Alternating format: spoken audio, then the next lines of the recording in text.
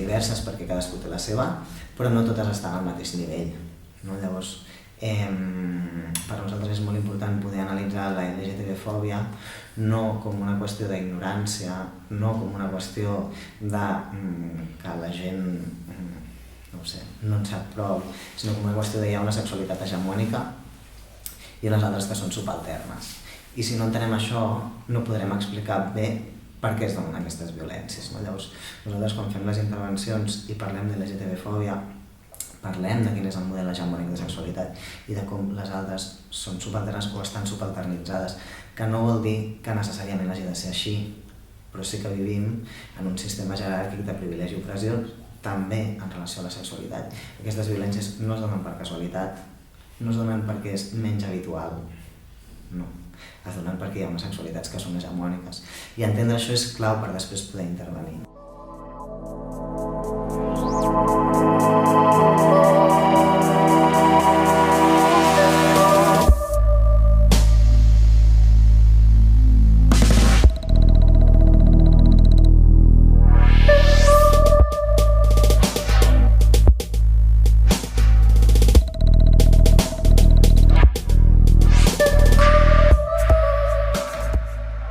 Nosaltres partim de la idea de que el desig és una que es construeix social i culturalment, que no podem desitjar coses que no podem imaginar com a desitjables.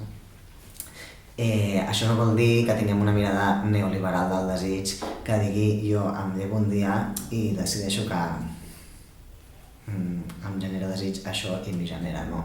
Clarament no és tan senzill, no? En aquest sentit, un dels mecanismes a través dels quals nosaltres fem les intervencions és el mecanisme de, amb dinàmiques, amb vídeos, amb debats, el que sigui, intentar ampliar aquests imaginaris de possibilitat. Llavors, com parlem de plaer i ho vinculem a pràctiques, i quan parlem de pràctiques, com intentem que entre tots i entre totes puguin sortir pràctiques i les puguem anar relacionant amb el plaer o no, per intentar pensar que la penetració vaginal no és ni la pràctica més plaent ni la més fàcil, en realitat, no? Llavors, una mica com recorrent a la idea quasi en format de mantra de la gent quan decideix compartir sexualitat amb algú altre, què és el que està buscant, no?